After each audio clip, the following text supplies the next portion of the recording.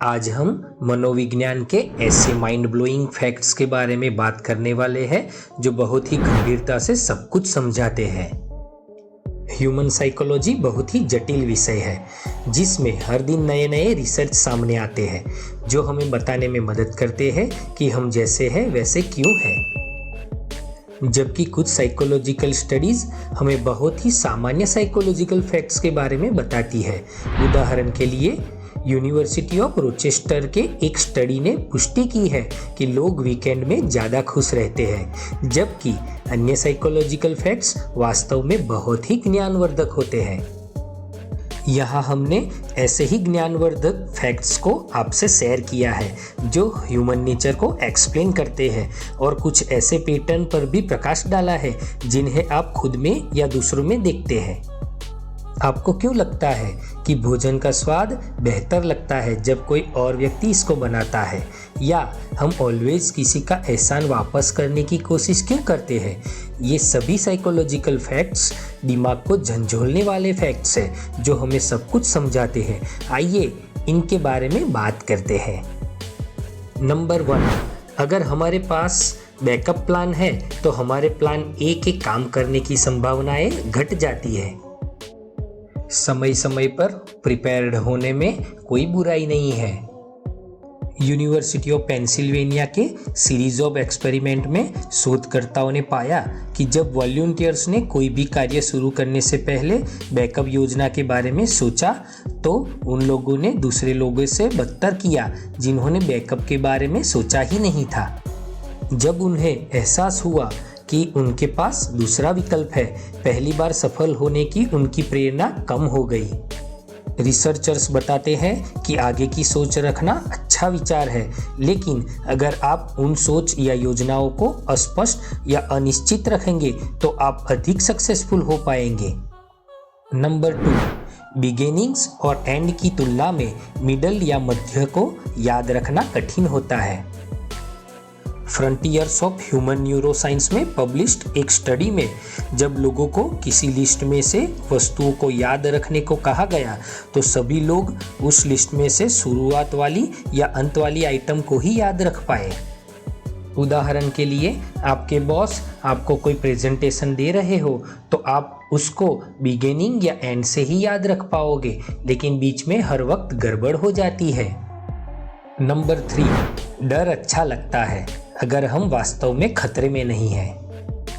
हर कोई डरावनी फिल्मों को पसंद नहीं करता है, लेकिन जो लोग इन फिल्मों को पसंद करते हैं उनके लिए कुछ थियोरीज है।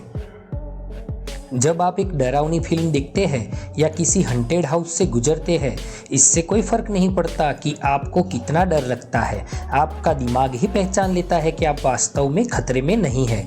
इससे आप उस डर का भी अच्छे से लुत्फ उठा सकते हैं। नंबर 4, हम किसी बड़ी ट्रेजेडीज की तुलना में किसी एक व्यक्ति की ज़्यादा परवाह करते हैं। यूनिवर्सिटी ऑफ पेंसिल्वेनिया की एक स्टडी में 3 ग्रुप बनाए गए। पहले ग्रुप ने सीखा कि एक छोटी सी लड़की भूख से तड़प तड़प के मर रही थी।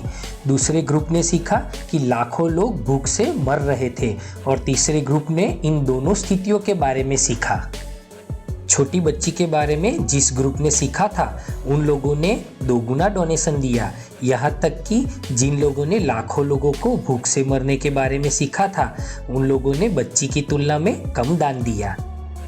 साइकोलॉजिस्ट सोचते हैं कि हम हर वक्त दूसरों की मदद करने के लिए तैयार रहते हैं, लेकिन जब समस्या बहुत ही बड़ी होती है हमें लगता है कि हमारा छोटा सा हिस्सा यहाँ पे क्या कर पाएगा।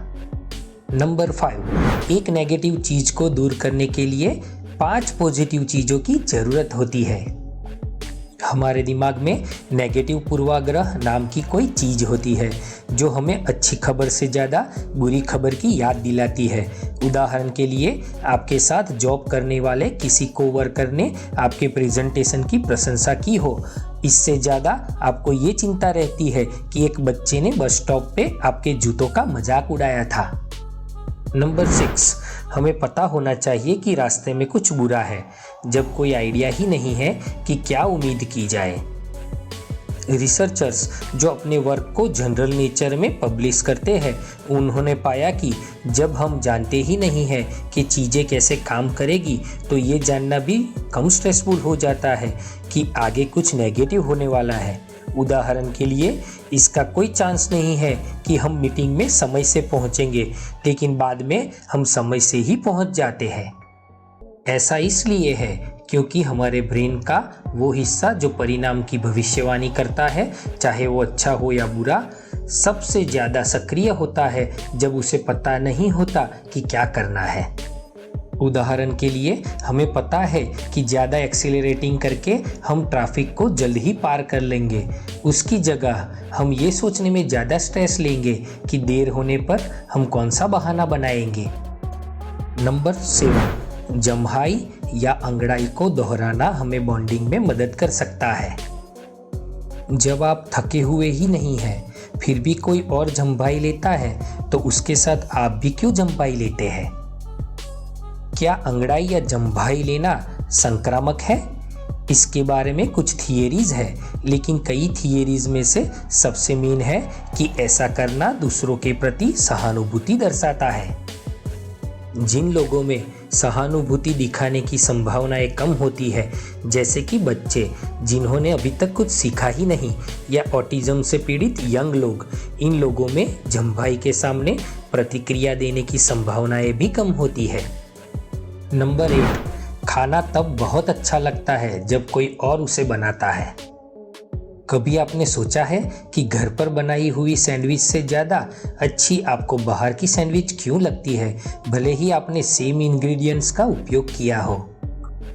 जर्नल साइंस में पब्लिश्ड एक स्टडी में पाया गया कि जब आप अपने लिए भोजन बनाते हैं तो आप उस भोजन के आसपास इतने लंबे समय तक रहते हैं कि जब आप एक्चुअली खाना खाने बैठते हैं तो आपका एक्साइटमेंट कम हो जाता है और बाद में उसका आनंद भी कम हो जाता है।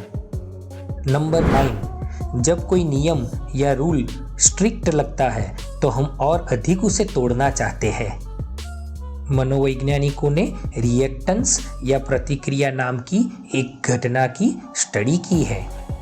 जब लोगों को लगता है कि उनकी फ्रीडम छीनी जा रही है तो वो लोग सिर्फ नियम ही नहीं तोड़ते, बल्कि उससे ज़्यादा बढ़ चढ़ कर नियमों को तोड़ते हैं, यानी वो लोग अपनी फ्रीडम को फिर से पाने के प्रयास में होते हैं। उदाहरण के लिए, एक टीनेजर जो स्कूल में अपने फ़ोन को यूज़ नहीं कर सकता, वो चुपके से मैसेज भेजते समय गम चबाएगा। नंबर 10, हम ऑलवेज किसी का एहसान वापस करने की कोशिश करते हैं।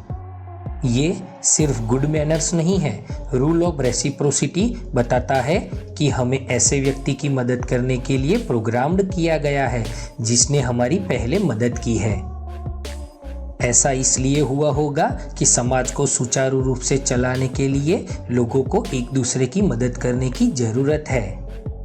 उदाहरण के लिए, कुछ दुकान वाले या दुश्मन आपको मुफ्त का उपहार देते हैं इस लालच में कि आप ज़्यादा पैसा खर्च करेंगे।